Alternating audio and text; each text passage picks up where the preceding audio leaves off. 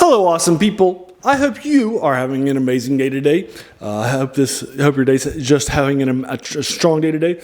Today, I want to take a look at my top 10, and this is a harder list for the Inner Sphere BattleMechs from their 3058 TRO from the BattleTech universe and such. This are Inner Sphere mechs only. It's harder to compare clan ones, and this one, this technical readout has a lot of vehicles and some Inner Sphere Omni mechs, which will not be a part of this. Obviously, a little bit unfair to compare them to the other ones.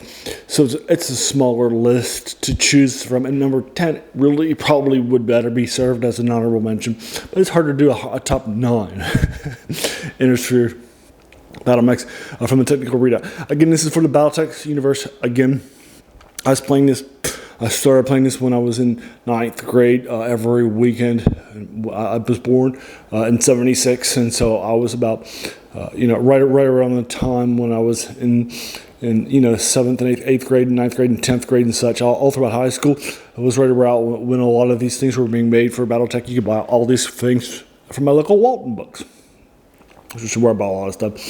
And this is my favorite war game. Played it lots growing up. I still play it here and there on MegaMek or MekWars or the video game, such like that, and such. So I definitely enjoy it. It stuck around with me a lot. So a technical readout basically is like the monster manual, if you will, of BattleTech, where you're finding out all these battle mechs that you can use to actually be in fights. And there's a few ways you could try to make sure that the fight's level 1 is the weight class. How much does it weigh? 20 to 100 tons. All right, so let's say we're each taking 200 tons, so I can take two 100 ton mechs like an Atlas, or I can take 10, 20 ton mechs, right? Like a low cost or any mix. But the problem is that some mechs are a little different. Some are a little disadvantaged based on their weight classes and how much they weigh. And so another way you can do is battle value, which is a way of assessing them, and they're all online.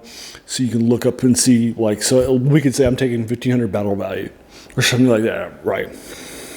So that way you play it like lethal. Now there are 4 classes of battle mechs. Light are the first 20 to 35 tons. Those are the faster mechs. Are harder to hit for those various reasons, but they're also typically have less armor and less weapons to punch you with. So that's kind of the disadvantages with them. But they're also good for scouting, flank attacks, rear attacks, and then preventing people from doing those to the same to you too. So they're great. You need to have them. The next are the medium mechs. They're from 45 to 55 tons. I'm sorry, 40 tons to 55 tons.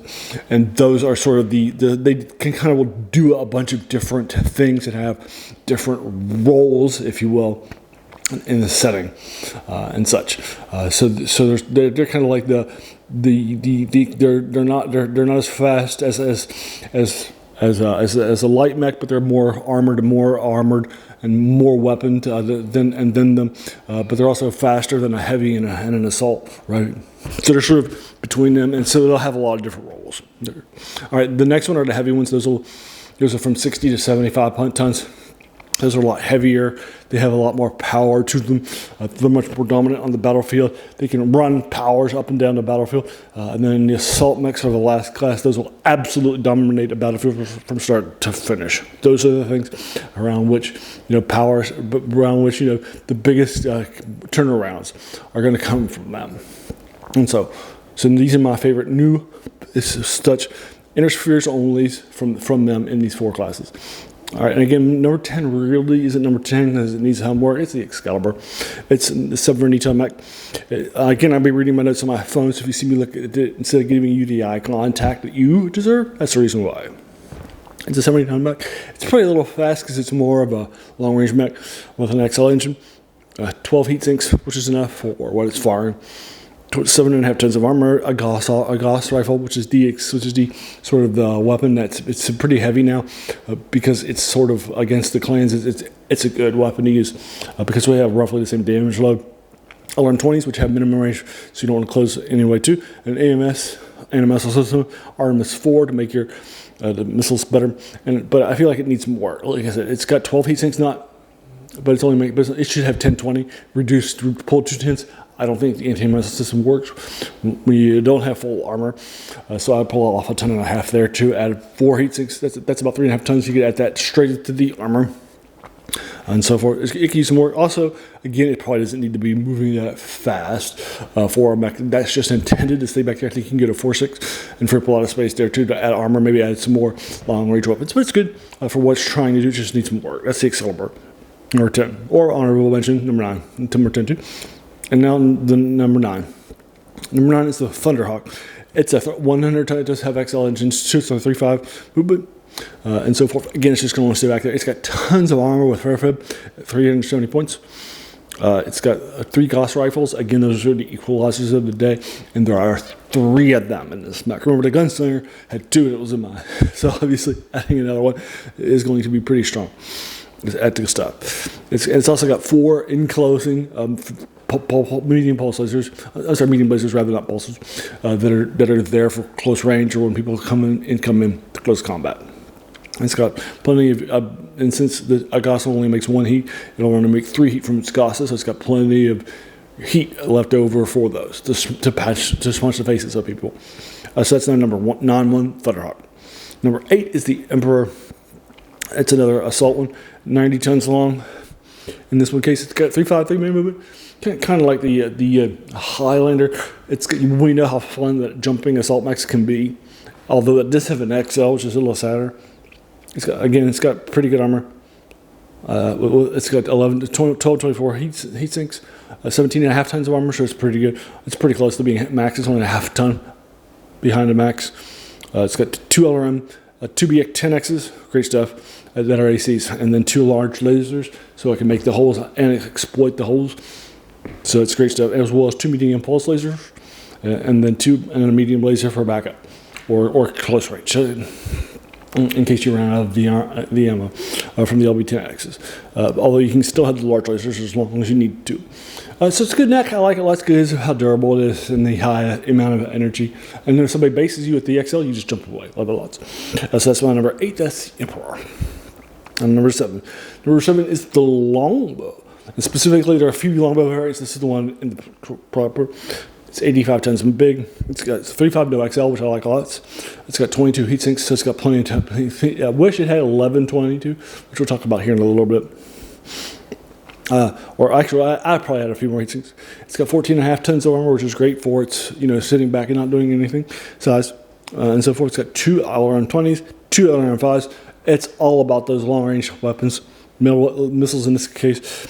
And 2 medium lasers too. I wish I'd have I'd probably swap out some of those tons from single heat sinks to double heat sinks. Add a couple medium lasers you typically want for like an archer or a trebuchet or even a Whitworth would have. When people try to close in or you run out of ammo to punch people in the face and still be active and about. So I think that's valuable. So I would add some of those and maybe increase the heat sinks a little bit in order to compensate and fire both of them, or maybe add another like LRM-5 or something like that, or an LRM-10, something like that, or maybe just a large laser or something. I think you could fix it, but it's fine the way it is, and that's why it's my number 7 mech, the Longbow. Now the last one before the top 5, number 6. This is the Shootist. Shootist is an absolute classic. Love it lots. It's a heavy mech that wants to punch you in the face. It's 70 tons. It's got 4.6 movement, no XL, so you don't have to worry about that getting destroyed and then shutting down your mech if a torso goes. It's got 1326 heat sinks, which is almost enough for what it does because it's about 28 when it hires everything. It's got 12 tons of armor, which is pretty strong too. And case for its AC-20. The AC-20 is the weapon that makes the most damage in this era. It's strong against everybody. It's medium range, like a medium laser. So it's a strong mech. It's just a strong mech killer, or tank killer, or VTOL killer, or infantry killer too, right? It's also strong against the clans because the clans AC-20s that aren't any dialed up anymore than the regular ones too. So it's also a strong anti-clan mech too. Love it lots. And the shoot is all about delivering that. And then it has an ER large laser that makes 12 heat for the long range or closing. We're just again because you got a lot of heat sink. And then 2 medium pulse lasers and a small laser too. So it's got the smaller stuff to really punch face. Love it lots. That's the Shootist. That's my last one before the top 5. Now the top 5 proper. Number 5 is the Lynx. The Lynx is my first hitting MegaMek at 55 tons.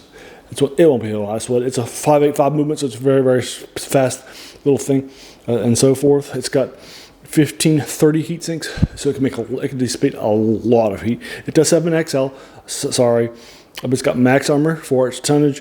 It's got an ERPPC, a large laser, and 4 medium lasers to close it in. So I love it lots for all the energy weapons and disbursements that it has for those things, because it has a lot of energy stuff instead of having explosive. I do prefer the XL into this one for those reasons, because I feel like it's a little more survivable, if you will. So that's the Lynx. Each 585 Lynx. All right, now the number 4 is the Devastator. It's a 100-ton mech. It's an assault mech. It's a 3.5 with XL, but it'll support for it. It's got 1428 heat sinks dissipation, which is great here. It's got 18.5 tons of armor, which is almost perfect. It's about 10.5 less than max. Good stuff. Love it lots. It's got 2 Gosses, kind of like the Thunderhawk.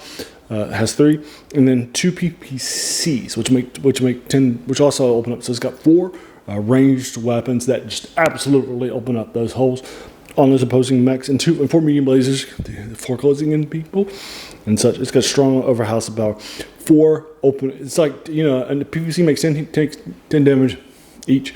Goss is 15 damage in each. That's a lot of hole openings that your missile mechs can follow up with. Good stuff. And now my top 3 proper.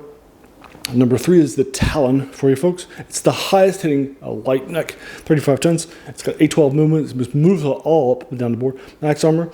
It's got 1122 sinks, an ERPPC, and 2 medium lasers with an XL. No ammo to explode, so you only have to destroy it naturally. So I like that too. Again, it has more of an energy variant, kind of like the Wolfhound or the Penetrator from or the Galactus from last week's 3025 or 3050 or 3055s and such, which I like a lot. I do like having a lot of energy dispersions and so forth, because again, less of ammo, you have to worry about, you have to close if you run out of ammo, or what are you going to do, right? No ammo explosions, either. Good stuff. Love it lots. And then the number 2 is the Grand Crusader. This is an assault mech. It's an 80 tons. It's a 3.5 movement with an XL. You're just going to want to camp. Don't worry about it. It's got 2 large pulse lasers and 2 LRM-20s for you folks. Again, it'll make the holes with the large pulse lasers, and it will exploit the holes with the LRM-20s. And it's got 2 of each on a mech. You don't have to worry about splitting those up, right? Love it lots. It's incredibly strong. It also has 2 Artemises for the LM-20s. That's 2 medium pulse lasers in case people want to try to close it. And it's got 15.5 tons of that sweet armor. Love it lots. That's the Grand Crusader number 2. Right now my favorite mech from this book, from this era, and from one of my favorite medium and scout mechs overall is the Star Slayer. It's a 55-ton mech. I'm sorry, 50-ton mech. 585 movement. It's got 1122 heat sinks, again, no XL, so you don't have to worry about it getting shut down. And again, love it lots. It's got 9.5 tons of armor, which is just a half a ton shy of what mechs would be. Love it lots.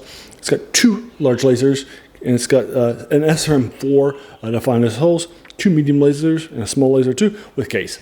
Love it lots. That's the Star Slayer. You can do anything with a Star Slayer. You can scout with that 585. You can just set up with the 2 large lasers. You can help the guard against the flanks of them, and then move around them fast. It's got a lot of different roles that you can do with the Star Slayer. I love it so much. And that's my number 1 mech. All right, so there you are. So now let me just go over those really briefly with them again. Number 10 is the Excalibur, which is sort of an honorable mention. It needs some work to make it work. Number 9, the Thunderhawk. Number 8 is the Emperor. Number 7 is the Longbow. Number 6 is the Shootist. Number 5 is the Lynx. Number 4 is the Devastator. Number 3 is the Talon. Number 2 is the Grand Crusader. And number 1 is the Star Slayer. All right, so there you go. Have you played these mechs? Do you agree or disagree with them in this order in the top 10? What would you add? What would you take away from? Let me know your thoughts in the comments below. Remember, I'm not a BattleTech fan, sure, but your opinion is just as valued as mine is, right? So let me know what your thoughts are in the comments below, and let me know if you enjoyed this too. And then share your thoughts with them, battle thoughts and scenarios, and some some cool things that may have happened, or times when you had to face one of these and you're like, oh, and that sort of thing. Share those too. Love it lots. All right. And there you are. If you like this video, why not hit the subscribe button, the like button, the bell icon to be feeling frisky of my videos every week that get posted every day, and so forth. And then also let your friends know, BattleTech friends, wargame friends, all that sorts of stuff. Good stuff. Love it lots. As a reminder, this channel is named "The Worst Thing About New Books." That's a quote by a French philosopher, Jacques Joubert, who said that the worst thing about them was they kept us from reading the old ones, right? And this older book from 3058, so this the original version too, is definitely an older classic, right? That we might have forgotten about, and its impact on the game. And this game, remember, has had role-playing games like MekWars. It's had a Saturday morning cartoon. It's had a CMG, CCG by Wizards of the Coast. It's had a bunch of stuff. It's had more than 100 novels, which I've gone back to and read. Some of these for this channel as a review, more than 10. I think I've done more than 20, but I wouldn't want to sell in that. But different double digits where, if you want to check this out. I've also done, some stuff like that too. So it's heavily influential, right? It's important for us to sometimes go back and look at some of those things. And that's the passion of where this channel comes from. And then finally, I just want to thank you so much for taking some time out of your day and investing and watching my video, right? Because we all have so many things that are happening in our lives, and we're pulled in so many different directions. So the fact that you spend this time with me, that's incredibly humbling. And I appreciate it so very, very much. So thanks again, and have an amazing day.